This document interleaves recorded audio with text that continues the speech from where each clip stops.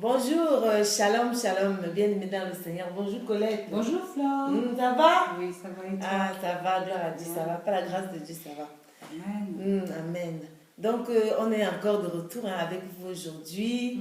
Et puis, on revient pour vous parler toujours de la part de l'Éternel. Vous savez, le Saint-Esprit l'agit tous les jours.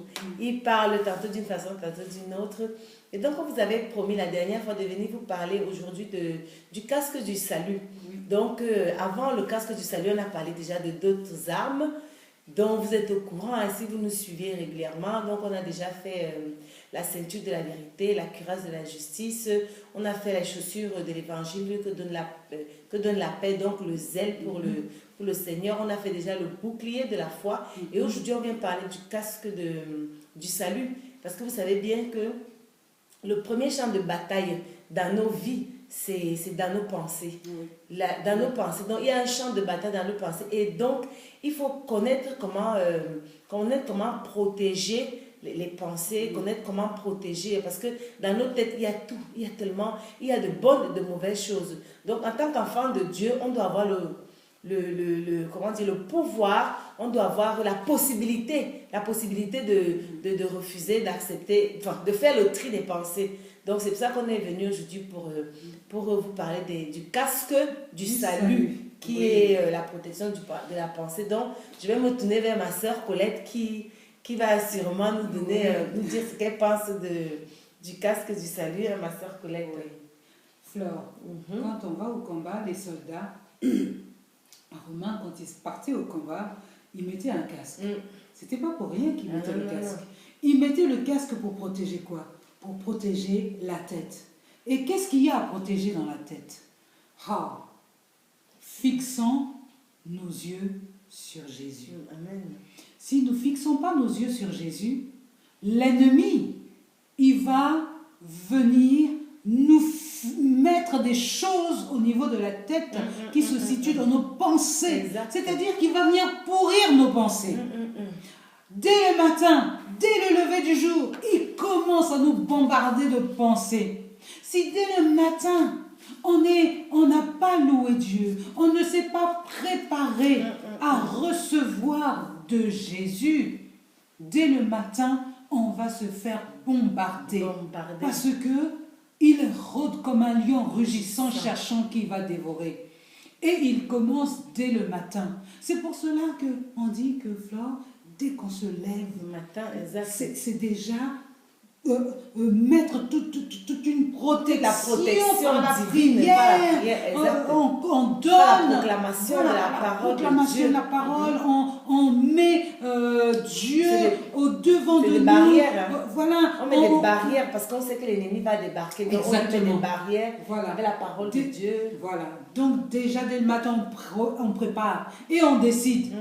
Il faut décider le matin. Si vous ne décidez pas le matin, c'est compliqué. C'est une mentalité en fait. Le casque du salut, comme on dit, toutes les armes, c'est l'être intérieur, c'est la façon d'être, c'est notre façon d'agir, notre façon d'être partout où on est. C'est ça les armes.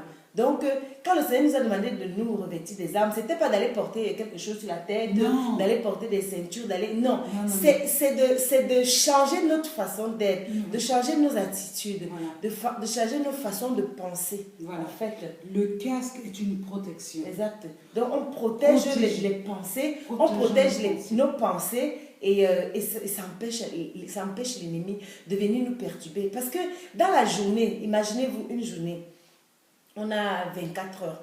Donc si on prend seulement le temps du temps où on est éveillé, où on marche, au moment où on lève le pied, où on se lève du lit, on a déjà des pensées. On a organisé la journée, on va rencontrer des gens, on va travailler, on va voir nos enfants et tout. Donc ça commence à défiler, tous les emplois notre emploi du temps est déjà établi. Et donc là-dedans, on va avoir des pensées, soit positives, soit négatives. Et donc, c'est à partir de ce moment-là qu'on doit commencer à protéger nos pensées. Parce qu'on peut avoir la maladie, on peut avoir des annonces de je ne sais pas trop de quoi. De mauvaises nouvelles. On ne doit pas nous arrêter à la situation qu'on voit. Parce que la situation qu'on voit peut nous perturber. Donc on doit s'accrocher sur la parole de Dieu qu'on a lue le matin ou qu'on a eu, je ne sais pas moi, un passage de la Bible qui nous a interpellés, qu'on garde pour toute la journée.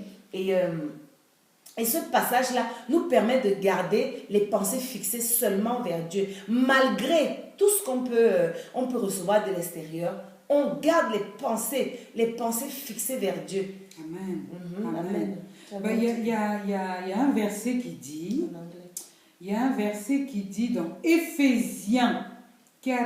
dans Philippiens 4, 8, qui dit, au reste, frères, que tout ce qui est vrai, que tout ce qui est honorable, que tout ce qui est juste, tout ce qui est pur, tout ce qui est aimable, tout ce qui mérite l'approbation, tout ce qui est vertueux et digne de louange soit l'objet de vos pensées. Pourquoi dans la parole c'est écrit? Parce que Dieu sait que si on laisse une pensée mauvaise rentrer en nous, travailler en nous, faire un chemin en nous, cette pensée va devenir quelque chose d'effroyable. Elle va se multiplier. Elle va faire du grabuge en nous. Elle commence tout petit. Voilà, elle commence tout petit, toute petite. Mais si on n'arrête pas tout de suite par les pensées agréables de Dieu, parce que les pensées, Dieu a fait des choses extraordinaires. Il nous a promis des choses extraordinaires. La parole de Dieu, c'est pour nous c'est l'espérance du salut. Nous avons un salut en Jésus-Christ. Nous avons une cité céleste avec Jésus-Christ. Le Seigneur a dit... j'ai tout accompli sur la croix de Golgotha. Je vous ai redonné les clés. Sachez que vous avez tout pleinement en moi. Alors, nous n'avons plus besoin d'être effrayés. Quand on nous dit quelque chose ou on a vu quelque chose, tout de suite on est effrayé. Regardez là, on est passé, c'était les élections là, Flore. Les élections. Et aujourd'hui c'est qui? C'est Macron avec Marine Le Pen. Marine Le Pen. Et tout le monde tremble. Exactement. Tout le monde tremble. On se dit, oh, j'espère que ça ne va pas être Marine Le Pen. Oh, my God. My God. Que voulez-vous qu'elle fasse? Que voulez-vous qu'elle fasse? Si ce n'est pas Dieu qui lui donne le mandat de le faire. Exact. Dieu a mis sur la terre des gens pour nous gouverner, des gens pour... Donc pourquoi avoir peur? Pourquoi commencer déjà à penser que Marine Le Pen va chasser tous les étrangers, exact. Va mettre dehors tous les... Ça, c'est les pensées qui détruisent. C'est des pensées et ça mauvaises. Et il y a des gens qui n'arrivent pas à dormir. Oui. Il y a des gens qui n'arrivent pas à dormir avec ce genre de pensées. C'est pour ça qu'en tant qu'enfant de Dieu, contrôlons nos pensées. Ne nous laissons pas emporter par les pensées de découragement, pas les pensées sataniques, les pensées de peur, les pensées de stress, les pensées tordues. Ne nous laissons pas entraîner par ce genre de pensées. Parce que quand on a pris le train de ces pensées, eh bien, on ne s'en sort plus. On ne s'en sort plus, on est perdu après parce qu'on est mélangé entre... Nous avons le pouvoir de dire, de ne pas accepter une pensée négative. Nous avons ce pouvoir. Nous avons le pouvoir de dire non quand une pensée est arrivée. On dit, je ne suis pas d'accord avec cette pensée. Cette pensée n'est pas de Dieu. Moi, je ne pense que des choses agréables, tout ce qui est agréable, comme notre sœur a lu tout à l'heure, tout ce qui est agréable, tout ce qui est bon, doivent être l'objet de nos pensées. C'est tout ce qu'on doit avoir dans nos têtes. Quoi qu'il advienne, quoi qu'on entende, quoi que, je ne sais pas, tout ce qui peut venir de négatif doit être rapidement stoppé par nous. Parce que nous avons ce pouvoir, nous avons cette aptitude. Le Seigneur nous l'a donné. Il nous l'a donné, Colette. Moi, je vais te conter une histoire, une affaire qui m'est arrivée dans mon travail. J'avais une situation un peu compliquée. Et tout de suite, Flore, dans cette situation compliquée, mon cœur a commencé à battre. J'étais là, mais qu'est-ce que je vais faire? Mais qu'est-ce que je vais faire vraiment devant cette situation? Et heureusement, Dieu merci, Amen. Que Jésus ne dort pas. Non. L'esprit qui est en nous ne dort pas. Et effectivement, quand je me suis rendu compte que mon cœur commençait à battre n'importe comment, que je commençais à stresser, je me suis dit, fais attention, Colette, c'est pas bon. Et tout de suite, ce que j'ai fait, Flore, c'est que j'ai remis cette situation en prière Amen. entre les mains de l'Éternel. Et franchement, je peux t'assurer que quand j'ai remis cette chose qui me tracassait aux mains de l'Éternel, tout de suite, c'est-à-dire que mon cœur... Tu as apaisé. Mais oui, Le mon Seigneur cœur te- s'est arrêté, elle était plus calme, j'étais plus sereine. Et tu essaies de résoudre. Et tu résous ton franchement, problème dans la sérénité. et j'ai même pas eu besoin Non. de résoudre ce problème parce que lorsque je l'ai confié à Dieu, Oui, le en Seigneur disant a déjà Seigneur, résolu. gère s'il te plaît ce problème parce que moi je ne sais pas quoi faire. Exact. Il est bientôt 20h, il y a plus, tout est fermé, je ne peux plus rien faire. Mon Dieu, je t'en prie, gère ce problème.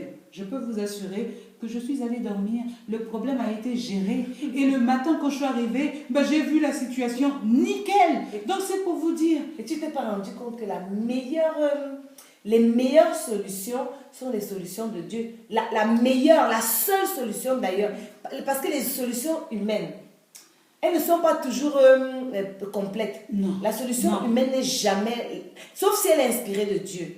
Quand une solution est inspirée de Dieu, elle est complète. Mais si c'est nous qui voulons résolutionner le problème par la chair, eh bien, elle ne sera jamais résolue comme l'Éternel voulait qu'elle se résolve. Tu sais, notre Dieu nous a fait une promesse dans Jérémie, ça doit être Jérémie 29, 11 qui dit « Car je connais les projets que j'ai formés sur vous. » C'est des projets de paix et non les de projets malheur. de malheur. Ouais. Donc, c'est vrai que faisons confiance en notre Jésus. Faisons-lui confiance parce qu'il a pour nous de bonnes choses.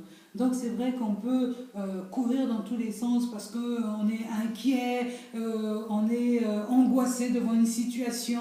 Le Seigneur sait pourquoi il met telle situation devant nous, il met telle situation devant nous. Lorsqu'on ne comprend pas ce qui nous arrive, la seule chose qu'il faille faire, c'est aller devant le trône de la grâce. Allons devant le trône de la grâce. Et vraiment, si on y va en toute humilité, premièrement, le Seigneur, il connaît notre cœur. Il connaît notre cœur. Il connaît tout de nous. Nos limites aussi. Il connaît tout de nous, Fleur. On n'a rien à lui cacher. On ne peut rien lui cacher. C'est lui qui sonde nos cœurs. Donc, allons devant le trône de la grâce et dites... tout simplement, papa, vraiment, cette situation, je ne comprends pas. Cette pensée-là, je ne comprends pas. Aide-moi. Et puis le Seigneur, il vient. Hein? Il vient, on s'entend. Je ne dis pas qu'il vient tout de suite, non. Je dis on s'entend. Au temps opportun. C'est le temps opportun. Le temps de Dieu est le meilleur. Amen. Hein? C'est Donc, le meilleur. vraiment, c'est l'espérance de la portons le casque. Il faut se tourner vers Dieu. Il faut se tourner vers notre Dieu. C'est lui qui a la solution à tous nos problèmes. On n'a pas de solution. On a la solution de Christ, ce que Christ nous a donné, ça c'est sûr, mais c'est lui qui nous l'a donné. Oui. Donc ça veut dire qu'on doit aller puiser nos forces en lui pour avoir les pensées positives, pour garder la sérénité, pour garder la paix, pour garder la joie. C'est en Jésus que nous puisons ces forces-là. Et du coup, ça nous évite de... Ça nous fait fuir toutes les maladies d'ailleurs qu'on rencontre quand on est stressé. Le cancer vient de tout ça. Voilà, la dépression et tout ça. Quand on va travailler le matin, allons travailler avec les pensées positives. Même si on sait ce qui se passe dans nos lieux de travail, même si on sait quels collègues on a, même si on connaît quoi de notre patron, on va travailler avec la bonne humeur. Rien que notre façon d'être empêche les collègues de venir parler des choses tordues, parce que c'est même souvent par là que ça peut arriver. Rien, aucune personne ne viendra parler de quelque chose de tordu avec moi, parce que mon humeur, ma joie, ma paix bloque, ça bloque tout obstacle, ça bloque tout ce qui est négatif. Et puis moi je dis toujours, je ne suis pas la poubelle du monde entier. C'est-à-dire je décide de ne pas accepter toutes les paroles, parce que ce sont les paroles que nous écoutons qui rentrent dans nos têtes et qui créent en nous des pensées. Exact. Donc non, on peut dire, ah tiens là-bas, il y a quelqu'un qui dit ceci, il y a quelqu'un qui dit cela. Tant pis, dites comme vous voulez. Vérifier ou pas vérifier, ça me concerne en quoi? Mais ils ont même le droit. Ça me concerne en quoi? Ils ont le droit de dire ce qu'ils veulent. Voilà, ça va me donner quoi dans ma vie de plus? Donc je refuse parce que après, accepter une parole, ça veut dire c'est accepter une pensée. Et lorsque j'accepte une pensée, elle me travaille. La personne est partie, mais moi, cette pensée, elle continue à me travailler. Hein? Et donc, si cette pensée, elle n'est pas bonne, ben voilà, je vais commencer à prendre quelque chose qui ne me concerne pas. Ce n'est pas toi. Attendez, tu n'as pas de choses à faire. Exact. Tu ne peux pas porter quelque chose qui n'est pas à toi. Qui vient te détruire. Ça ne sert à rien. C'est une perte de temps de garder les pensées négatives. Il faut refuser toutes les pensées négatives. Refusons. Mettons dans nos têtes les choses agréables de Dieu, les choses agréables de notre famille. Moi, voilà, je décide aujourd'hui voilà, mes pensées. Vous savez, oh, Jésus est bon. Amen. Jésus est bon.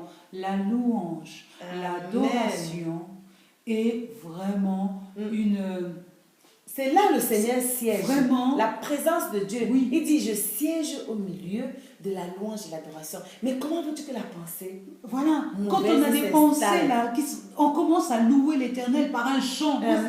Je loue l'Éternel par un chant. Et je dis toujours, plus je chante, plus ça m'évite de penser aux choses négatives. Ma tête est concentrée est tournée vers la louange, est tournée vers l'adoration, vers le Seigneur. Et donc, j'ai pas le temps d'aller penser qu'un tel a fait ceci, un tel a fait cela, un tel a dit ceci, un tel a fait que... Mais qu'est-ce que ça m'apporte? Et tes pensées sont pures. Et mes pensées sont pures parce que tu es resté dans une atmosphère de gloire, une atmosphère de sérénité, une atmosphère de paix. Là où siège le Seigneur, mais qu'est-ce que vous voulez que j'ai encore comme pensée négative? Mais j'ai une collègue qui m'a dit hier, qui parlait de quelqu'un, qui disait, telle personne, machin et tout ça là.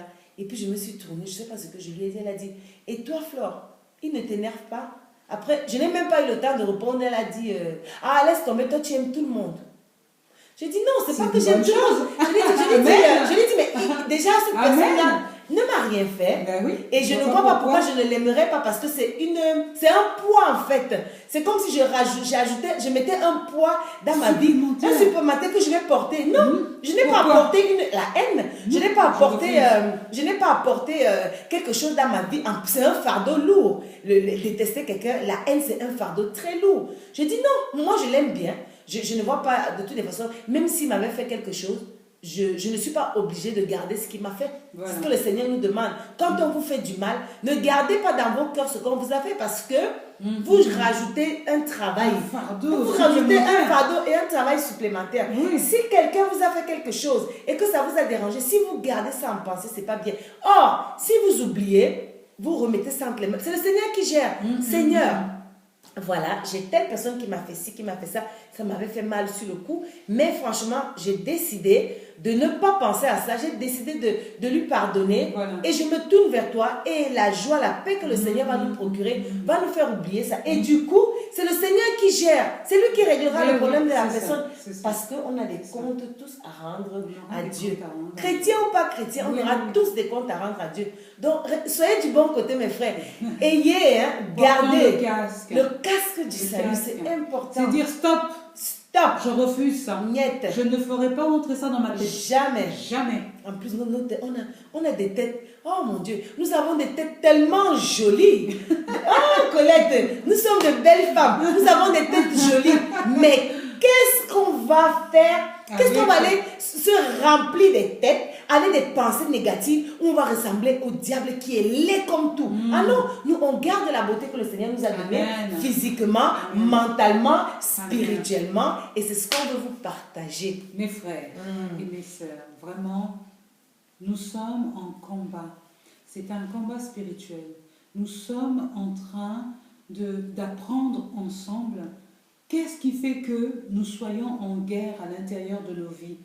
Et le fait de laisser nos pensées vagabonder à gauche, à droite, sans maîtriser quoi que ce soit, ouvre une porte à l'ennemi pour venir remplir nos têtes de mauvaises pensées et nous éloigner de la gloire de Dieu. Aujourd'hui, nous décidons de ne plus lui laisser une porte d'entrée dans nos pensées. Lorsque je sais que cette pensée est inspirée du malin, ou lorsque je sais que quelqu'un est en train de venir me raconter quelque chose qui ne sonne pas juste, j'ai l'autorité et l'autorité. décision. Et je prends la décision Amen. moi-même de dire que ça m'intéresse pas. Ça Exact. va dans la poubelle. La poubelle. Parce que ma tête n'est pas une poubelle. Mm. Voilà, je décide. Amen. Donc vraiment, soyez bénis. C'est ça, Vraiment. je voulais dire. Je pense que, franchement, Ouais. vous avez été remplis Amen. de toutes ces armes-là.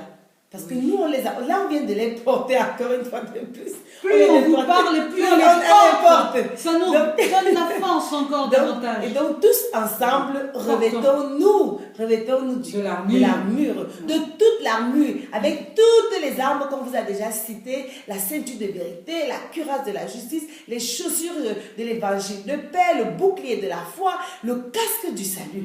Et là, nous serons prêts. Mais la prochaine fois, parce qu'il y a encore d'autres armes, Oui, oui. et là, on a une autre arme aussi puissante, Oh là là, elle est qui puissante, est celle-là. l'épée de De l'esprit. l'esprit. Et donc, Qui est la parole qui de est la Dieu. parole de Dieu. Amen. Donc, on va vous partager ça la prochaine fois.